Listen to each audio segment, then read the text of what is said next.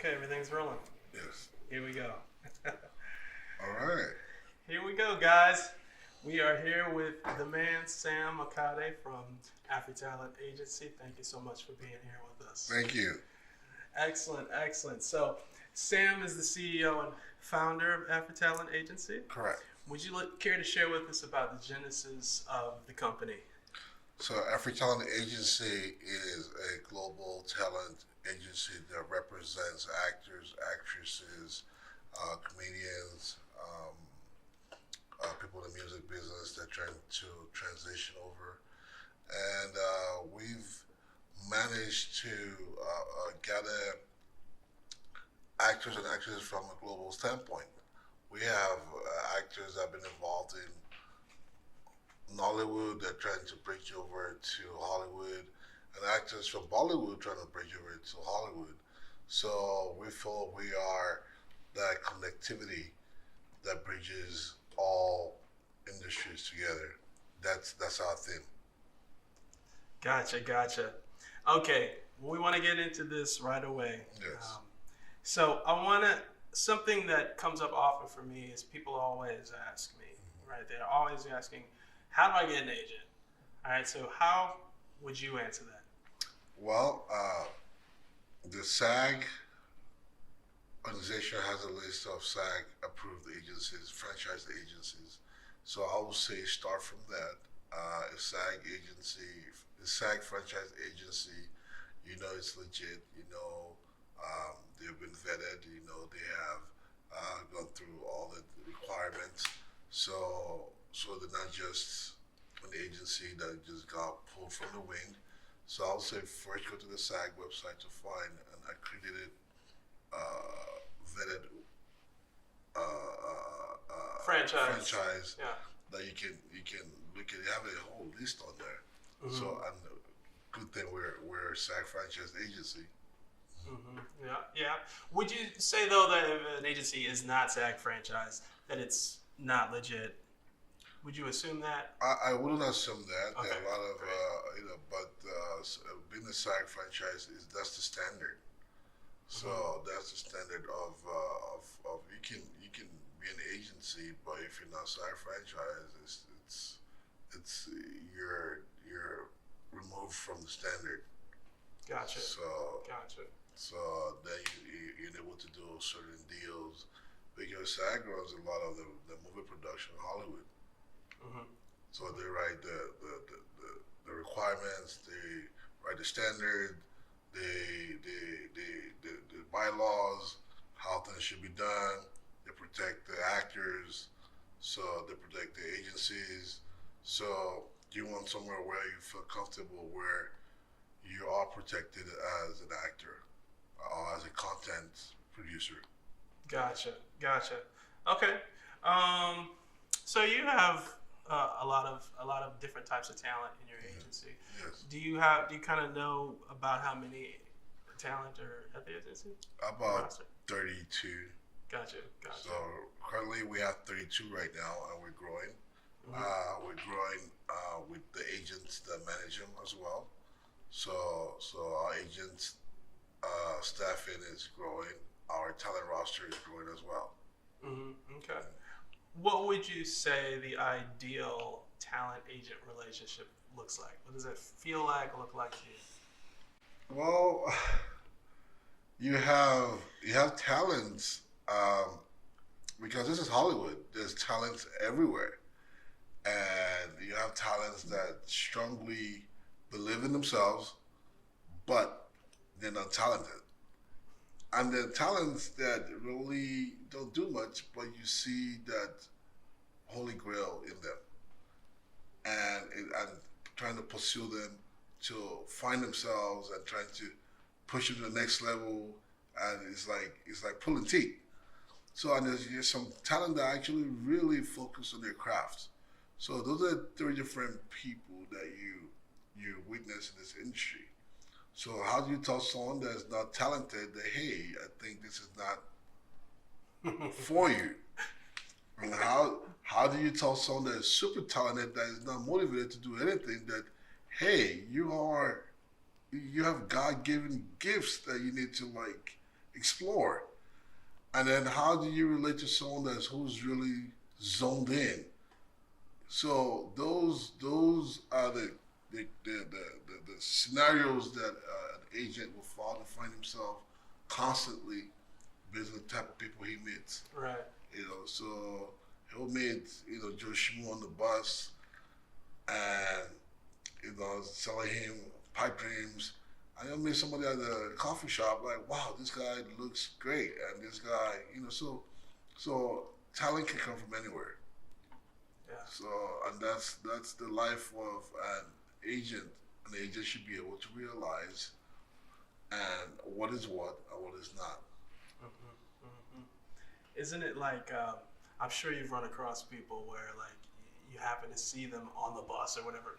You ain't been on a bus in a while, but the shuttle to the amusement park, wherever you've been, whatever. You see these people, right? And maybe you're thinking, oh my God, they got something. And then you start to engage them a little bit. And they're the skeptical ones. Have you experienced that? Yes. I've experienced the skeptical ones. I don't think, They think you're trying to sell them something. Yes, if you look at it, a lot of actors that are still around right now, some of them started in their later lives. Yeah.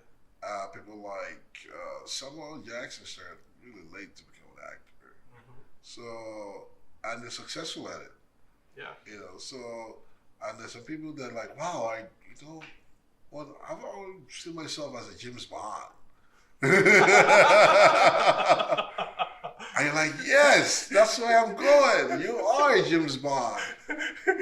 That's me. Exactly. So it's all depends. The eye cannot lie. Your instinct should be on point, and that's what this industry is all about. Right. So if a talent has a manager, what do you think that ideal relationship between your agency and the manager, what does that look like? What does it feel like?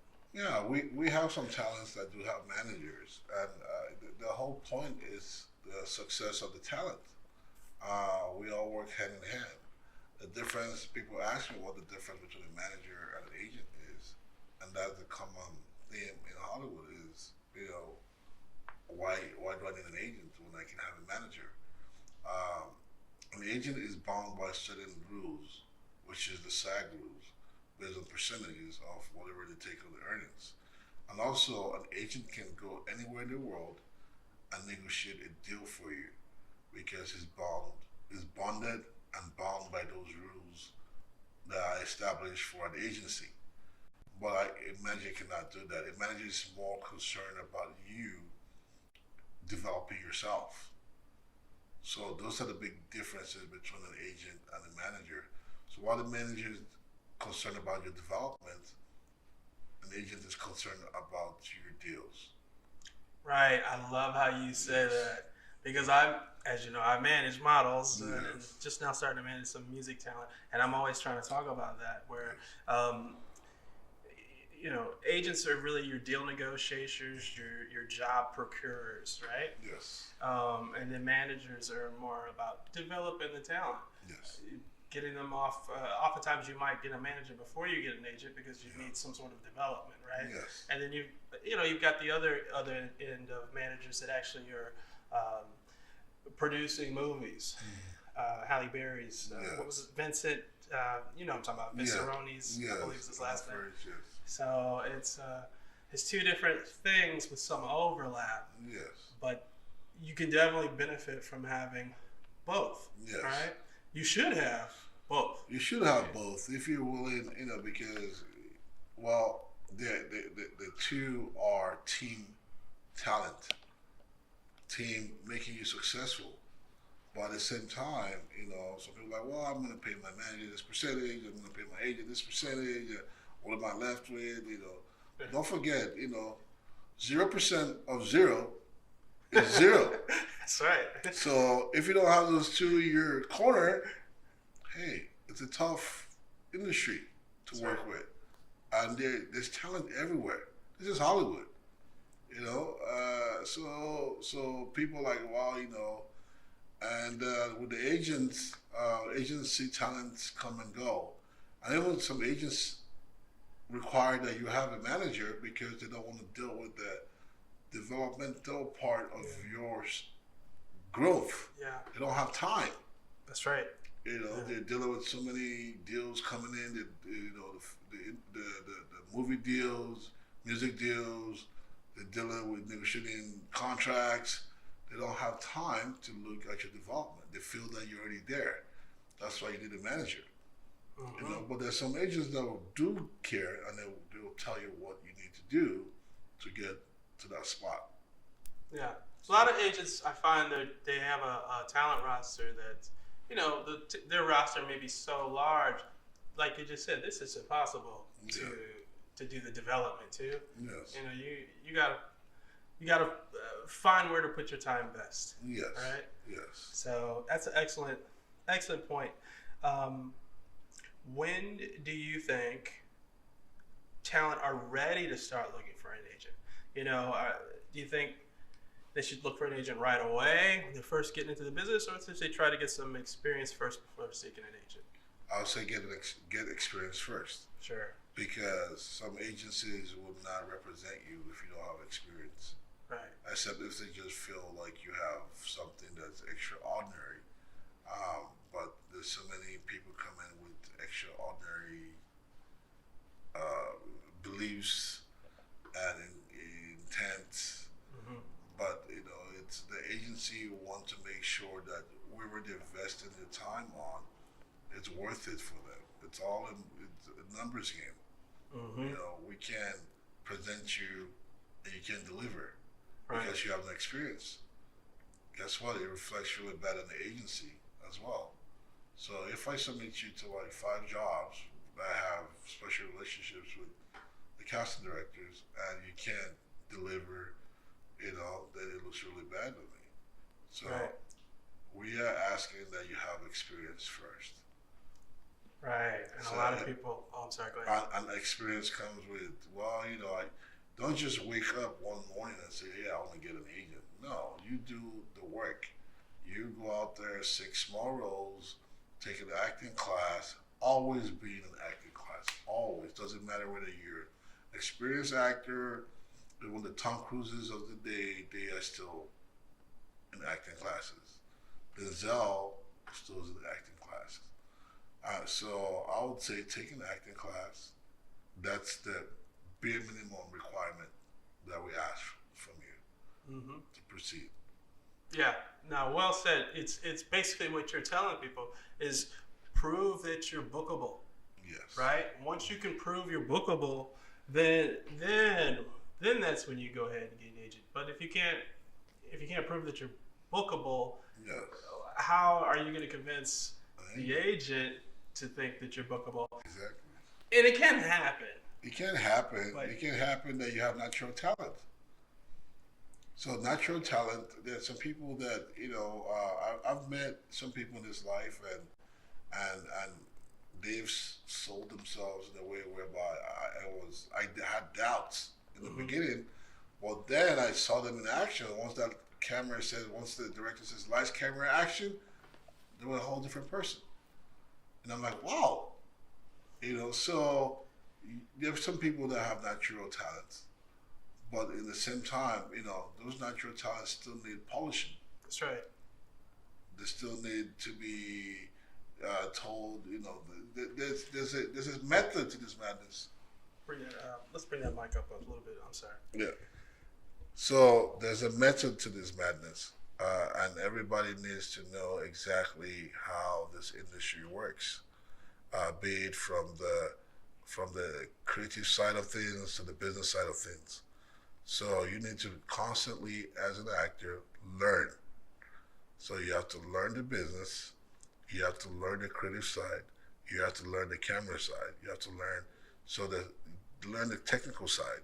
So for you to be a well-rounded actor, that now, okay, I'm looking for an agent. What have you done?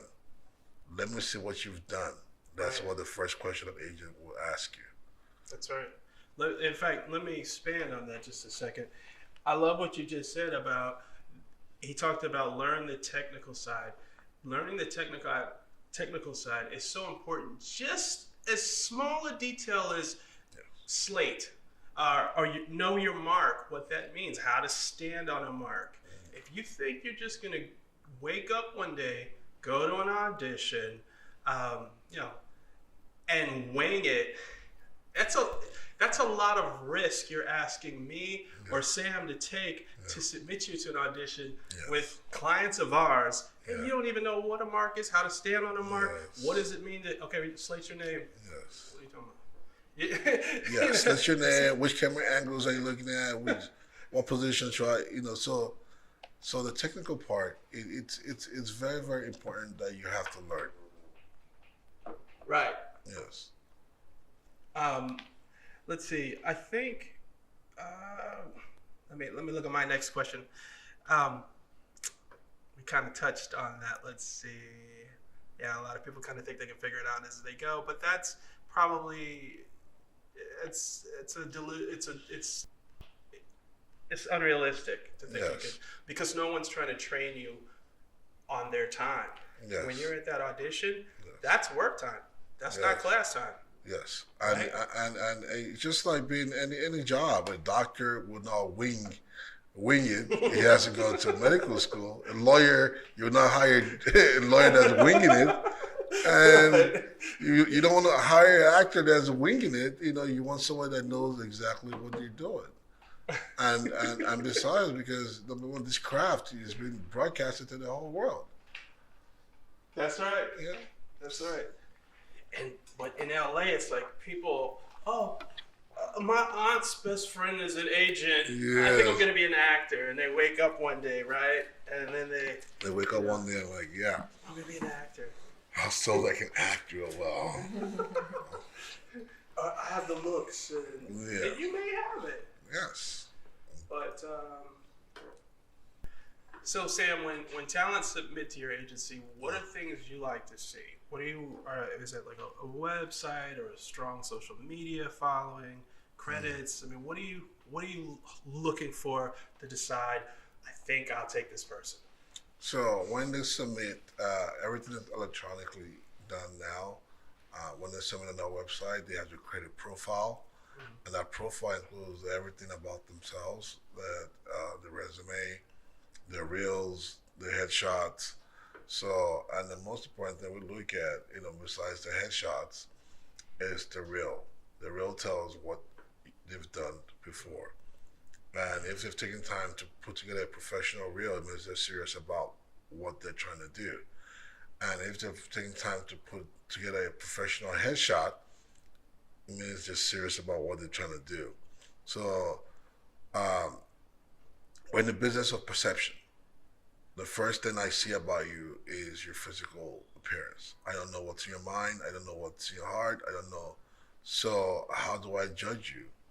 I judge you in the fact that you've taken the time to do what is required to be in this profession, which is get professional headshots.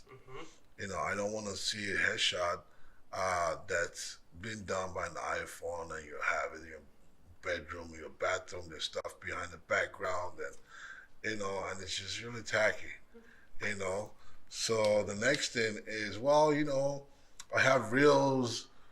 Well, there's a difference between reels and monologues. You have monologues that you've read, that you're practicing some scene out by yourself. A reel is you are in a movie, you've done something worthwhile that can be put together, that can be seen, for us to assess. I can stay in my bathroom and read a line and say, this is my reel. No, it's not gonna work. Now, just because you can read a line and you can make facial expressions, that's not it. That's not acting. We want you to be in actual scenes with people. Lastly is do the work. We want to see the work you've done. Who have you worked with? So people say, I don't have any experience, but there's so many ways to get experiences. You can go to just acting schools will give you experience. You can work with student films. You can work with, be a background or something. Do something that is worthwhile, that shows that you really want to be engaged in this industry. So those are the things that we look for in a potential client. So we urge everybody to apply, but it's just, they say everybody can come, but if you can walk in, that's the way we operate. Gotcha. So because we're going to be investing our time in you, that's a lot of investment.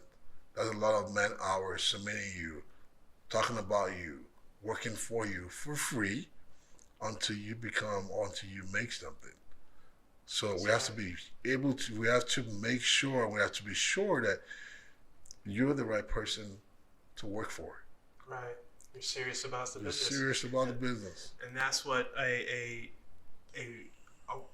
great headshot shows, that you made some investment because you found it important enough. Yes. You've created a reel. Your number two thing. Number one was the headshot. Number two is the reel. You've actually made a reel. Yes. Someone's not just handing you their Instagram profile, which is a good thing. Instagram is good to be developed and have grow a following, a fan base. That says something too. Yes. But having a reel, we didn't even bring this up. Web series. I mean, that's taken. Yes.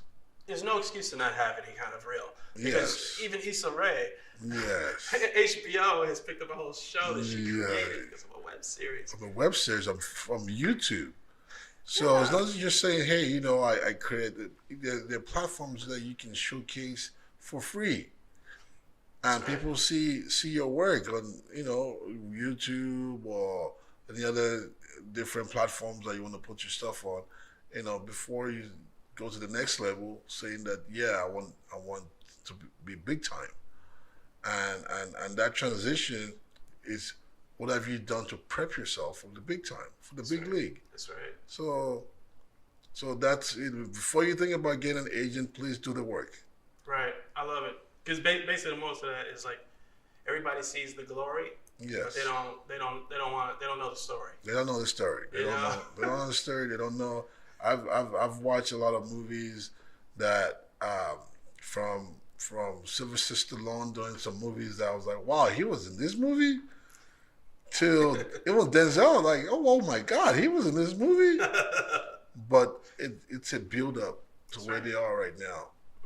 And if you can't do the build up and you're not willing to work hard for it, and you feel like your agent or your manager should be the ones working your ass for you, then you're not in the right business. Right. You shouldn't believe that other people are going to work harder and promote you more than you are willing to do yourself. That's the wrong ideology. Yes, and it's a partnership. It's a partnership. Your agency is a partnership with you.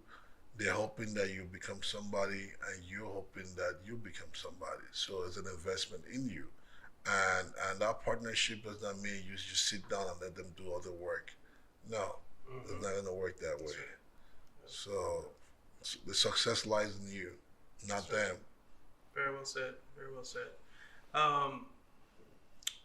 If when a talent submits it to an agency, how long do you think a talent should wait before assuming an agency is not interested in them? Because people tell me all the time, I submitted it was about 2 months ago. Okay, in my mind, they're probably not interested at that point. Yes. Wait 4 more months or something, resubmit. I don't know. About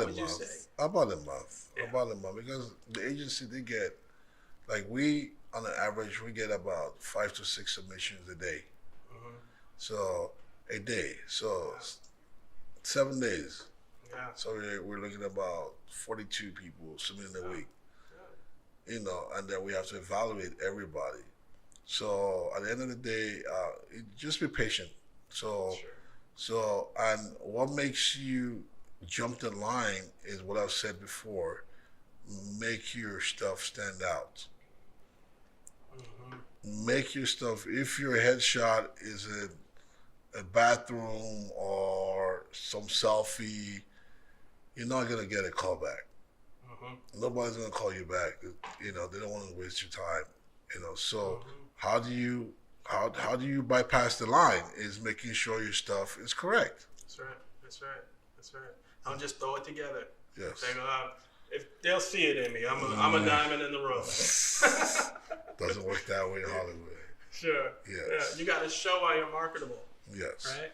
You got to bring that So out. why would we spend our time on you? Why would we spend our time on you? You know, you have to show us that you're willing to. You've done the work, and you've invested in yourself, and you're ready for the next level. Gotcha. Let's see. What makes well, we kind of, I don't know, we might have answered this, but maybe there's something else we can add. What makes a new, undiscovered, quote unquote, talent stand out to you? You know, what might grab your attention?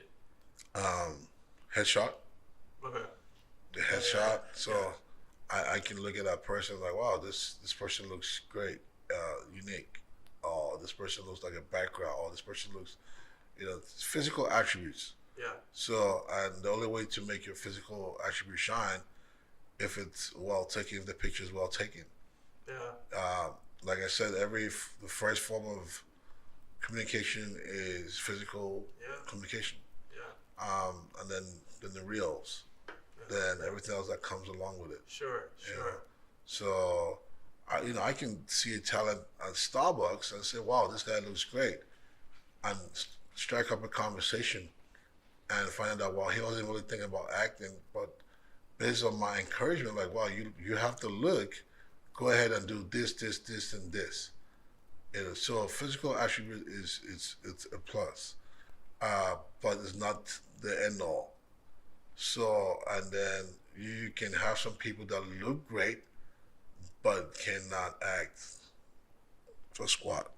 Absolutely. Or cannot follow directions. Right. You know, so there's different. You have to be able to follow directions. So see, what I just got out of you just then, a new bit of information is that realistically, if someone doesn't even pass the headshot test, you're usually 9 times out of 10, now I got to look at anything else. And now look at anything else. So, and they don't necessarily have to be the prototypical beauty. Yes. We're not looking for the typical beauty standards. We're looking for someone that's taking the time to invest himself to say, hey, look at me. Right. So it's not just, we have people that look great, but the fact that they shot a selfie with a lot of clutter in the background disqualifies them. Means that, this person is not serious. So everybody is unique in its own sense, but at the same time, who has done the work is what we look at. Gotcha. So you could have a picture of Tyra Banks and you could have a picture of Whoopi Goldberg, but if you can tell that they put the effort into it, yes, that's what matters the most. That's you're what seeing matters. that they're willing to put the work into it. Yes. Got it. Yes. Okay, beautiful. What are signs? Well, we kind of covered this, but maybe there's something else. What are signs a talent is not professional enough for you to work with? Obviously, a poor headshot. Poor headshot, and we have some talent that they're, because of this pandemic, now casting directors have switched over to asking for self-tapes. Thank you. So we're in a self-tape moment right now. There's the traditional way of auditioning it's gone away. Well, mostly because of the pandemic. So, but then, we have had some issues with some talent that did not respond to the timely submission of self-tape. So if you get picked for an audition and they're asking you for a self-tape and they say they want the self-tape in 2 days, please submit the self-tape in 2 days. But there's some people that just get really tired and they take it for granted. Well, for everyone audition request, don't forget that role. There are about an average of about 500 people applying for that role. At least. At least. Yeah, especially national, yes. And then for you to get picked is the first step of, wow, I scaled one hurdle. That's right. So, and if they're asking you for a self-tape, you should be ecstatic. It means that you're able to do it without a live audience and do it the best way you can. So it's you're doing it in your own terms. So if you take that for granted, it means really you don't want to work. I agree with you because it's like they didn't say, "Hey, look, your audition is tomorrow, 6 p.m. in Santa Monica." Yes. They said, "Yo, it's your own convenience." At your own convenience. Just send us a tape of you saying these lines or moving this way or, smiling or, at your own convenience. You can do it 10,000 takes, and then find out which one you feel comfortable with, because if you went into a traditional audition, you only get one chance. That's right. So why not do it and send the tape in? Either right. I've had talents that I had to go talk to the casting director to beg him to say, hey, we're so sorry that the due date was like yesterday, but he just finally, and then some casting director like, you know what, it's okay. And some casting director like, you know what, he missed it or she missed it, tough luck. Yeah. So please don't make our job more difficult by not following instructions. Absolutely. So the next part is following instructions. Mm-hmm.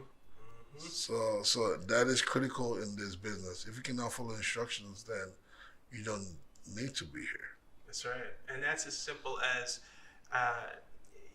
your name in SAG is Jessica Smith. Don't go to the casting and write your name as this AKA you want to be known by. Yes. Jessica Ali. Yes. Use the follow instructions. Just follow instructions. If they want your AKA or your stage name, they'll tell you.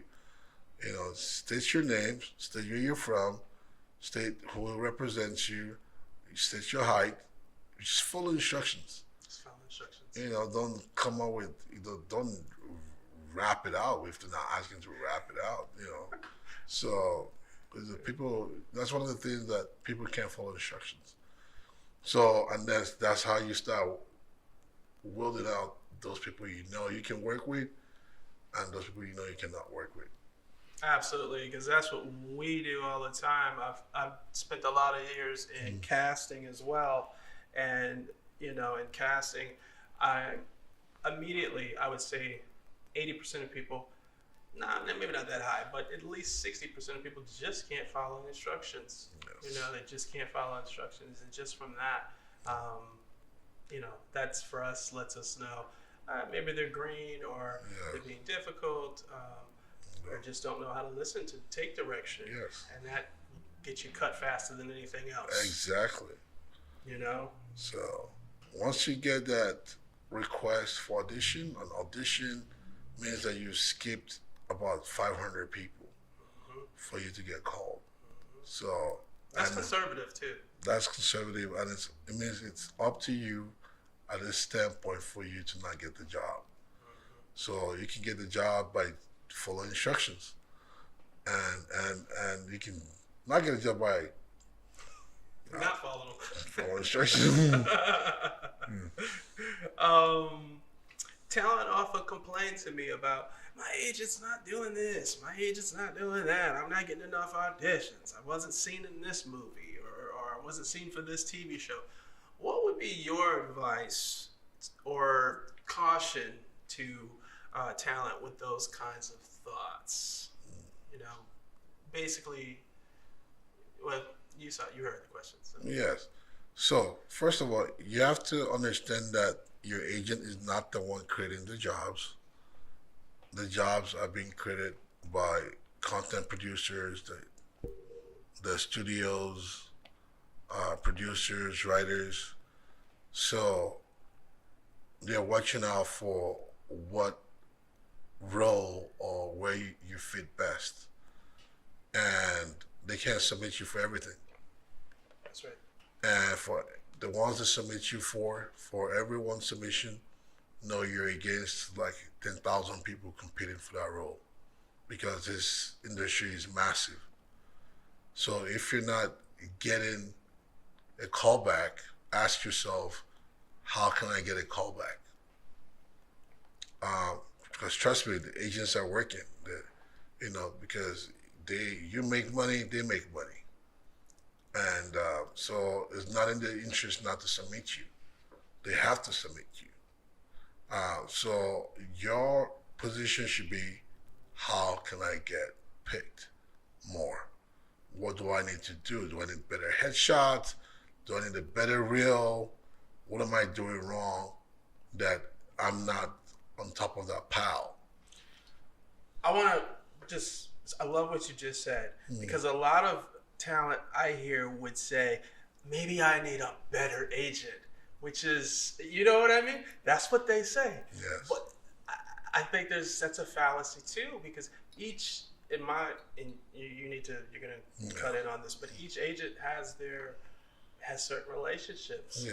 Relationships with different producers. Yes. So I don't think there really is such a thing as the best agency. Yes. You know what I mean? Because we all have our own relationships. Even the big agencies out here, I've gotten complaints from people saying I'm just sitting on the shelf. They've not found me any job for like 6 months or so. I'm not going to any audition, but you have this badge that says I'm with so agency. I'm #1 agency in the world.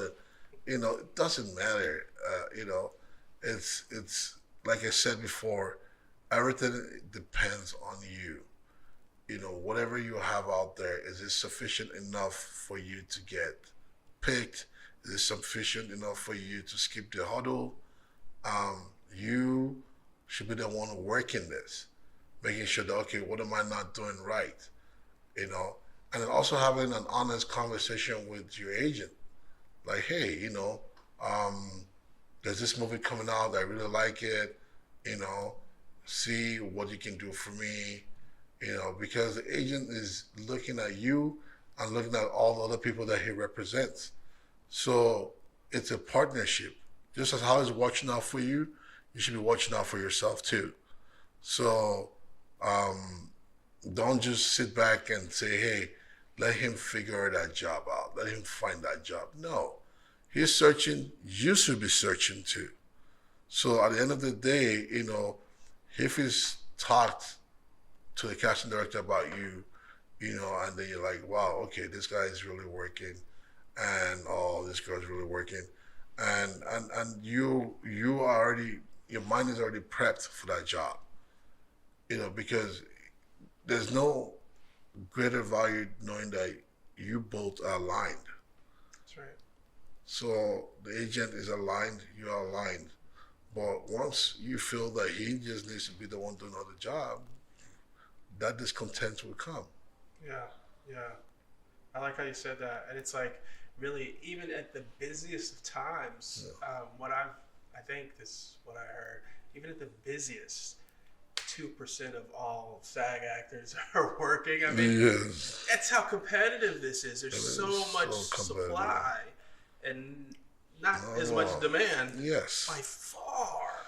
So the good thing now is, before actors and performers had to deal with just the traditional studios, but now we have access to streaming studios like Netflix, Hulu, which actually has created more opportunities for people for this craft. But at the same time, the competition is still high. Mm-hmm. For every one role for a Netflix movie, there are 100,000 people applying for that role.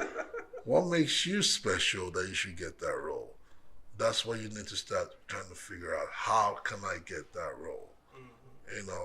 The agent is not, he wants you to get that role so that he can get paid. But at the same time, you, who's going to do the job, how can I get that role? It should be in your mind. What will make me stand out should be in your mind. Mm-hmm. So I love what you're saying, because you really do have to create you have to always be marketing, mm-hmm. and always be working. And that doesn't necessarily mean that you're going to be in the biggest show on NBC. But if you're doing some sort of theater, if you're doing some web series, these are things you can do. Web you series. can do these in Ohio. You can do this. You can get discovered even on Instagram, like little things that you can do to market yourself. You can get discovered. Social media is a plus now for everybody. So there's some things you can do that you become known for. Like, so create your niche and let the world find you. That's right. And then let that niche align you with the right people that would progress you. So that's just a basic, simple truth to succeeding. I think of, when you say that, you make me think of, remember the Obama girl? Yes. Amber Ettinger? I remember when she was in New York as like a little young teenager. Yeah. But you'd be naive to think that didn't help her modeling career. Yeah.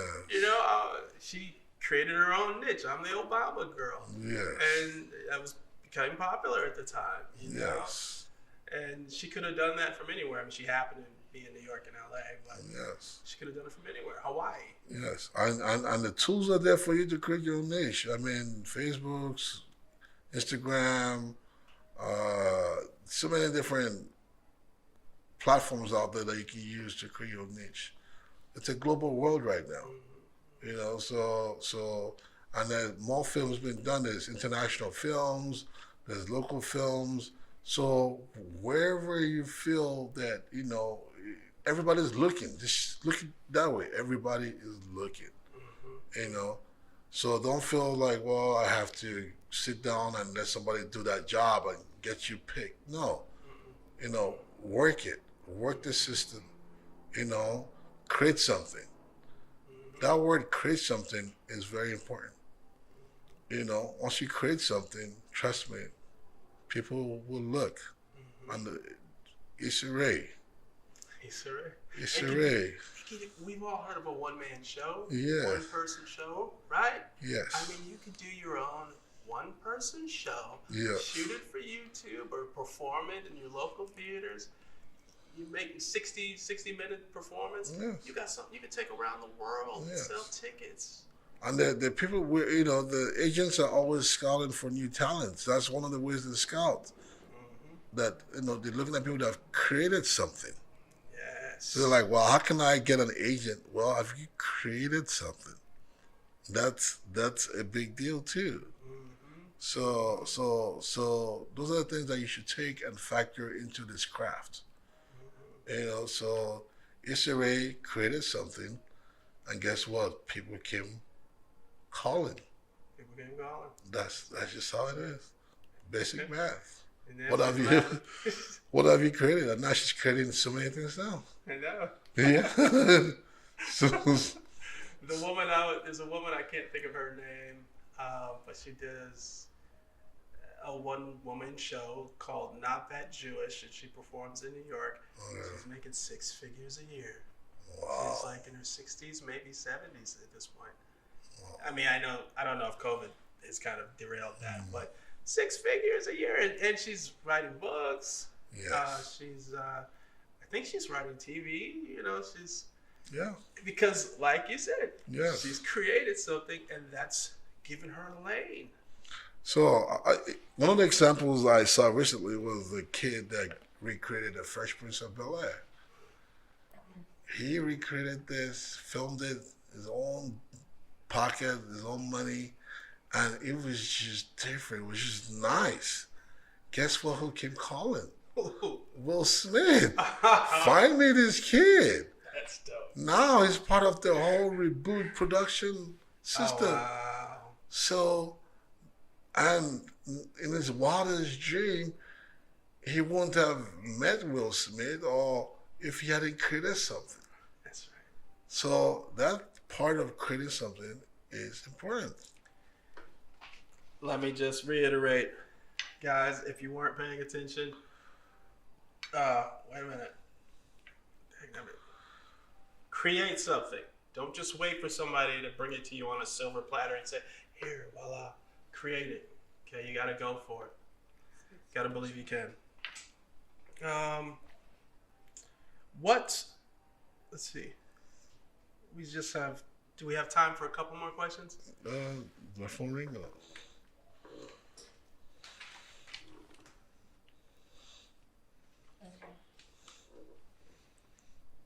we're fine. Yes, we do. We're good? Okay, cool. What's your take on talent booking jobs outside of their agency, or booking a job just through some other means? Because I've had experience recently with my models, like getting booked for music videos through Instagram. You know, these producers and whatnot are just going straight to Instagram and hitting them up, and whatever, it's happening. It's hard to curtail that. But what's your opinion of that? And maybe how the commission. A lot of people want to say, well, I didn't get the job through them, so should I include them? What's your opinion on this? So everything depends on what the contract is. So the contract you sign with your agency, if it says every job booked with us or without us, is commissionable, and it's then you're responsible to inform your agency about every job out there. Don't forget you're in a partnership with your agency, so you're keeping something from them. It's an issue. Everything that you do, it's a byproduct of this partnership that you've created with your agency. So I have the same issues, with some talent that, but that was the contract you signed, So I'm working to get you more success. So, but if you're getting that success based on our work and you feel like we're not entitled to anything, then we're in the wrong partnerships. Yes. So there's no way about it. Don't hide, like talents that want to hide whatever they're doing on the side, and the problem is this. For example, you decide to take a job, you don't inform your agency. Something goes wrong on that job. Guess what? Your agency is going to be dragged in it. Something goes wrong on that job. You get hit in the head, or you get sexually harassed or anything. Guess what? Your agency is getting dragged into it. Whatever happens on that set, your agency is responsible for your welfare. But because you decide not to tell your agency because you didn't want to shell out the 20% or 10%, whatever it is, then everything falls back on you. Why didn't you? People forget, this is, anything can happen situation. Your agency is like an insurance policy. They have lawyers to fight for you. They fight for you every day. So why wouldn't you give them that respect? Yeah, I'm just going to piggyback on that. It's like I have experience. I have a lot of models that don't want to work exclusive, and there's a difference here. It wouldn't be out of the ordinary for someone to have a commercial agent, a manager, a theatrical agent, a print agent. That can happen where you have different agents in different arenas, right? Also different time, different locations. Yeah, that can happen too. Everything. You can have your New York people, have your LA people, so you can spread everything out. You can. Yeah. In management, where I struggle is when because you typically don't have more than one manager. You only, unless you're a musician and you have a music manager separately. But where I have a problem is some models will want to work with multiple management and just take bookings from whoever they want. But if you're investing in them and building their Instagram or building the tools they're using to go get jobs, and then Joe Smo, some other talent managers using that tool and booking them, and then, well, I'm not exclusive with you. I didn't sign some contract with you. I can just kind of freelance. I feel like there's a lot of gray area. That's a huge situation where like people can feel taken advantage of. Yeah, You know. I think they can, and you know, everything still comes back to the contract, the agreement that was signed in the first place. Mm-hmm.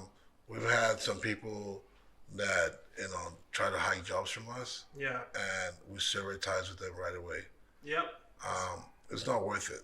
That's right. It's not worth it because if that person's not honest enough to be open, then we don't have time to spend on that person. Yep. There's so many talent on the street. There's so many actors, models, musicians, people that want to be successful. Mm-hmm. So why waste time with a deceitful person? Mm-hmm. So we sever ties with those people. Your contract with any person has to be really strong. You know, if I have a contract that we're a print agency for you in LA, and you sign saying we're going to be responsible for what's your print and commercial agency, and you get a job within our realm, and you didn't inform us, then we can't work with you anymore. Yeah. You know, because it's just, you know, trust is earned. That's right. That's right. So we don't want to waste time. And it happens a lot in this industry. Well, I didn't get the job from you. No. We have a partnership. Because whether you got the job through me or without me, we're a partnership. Mm-hmm. You know? So I can't be working on your behalf for free and then you be screwing me on the side because you don't want to pay. Yeah.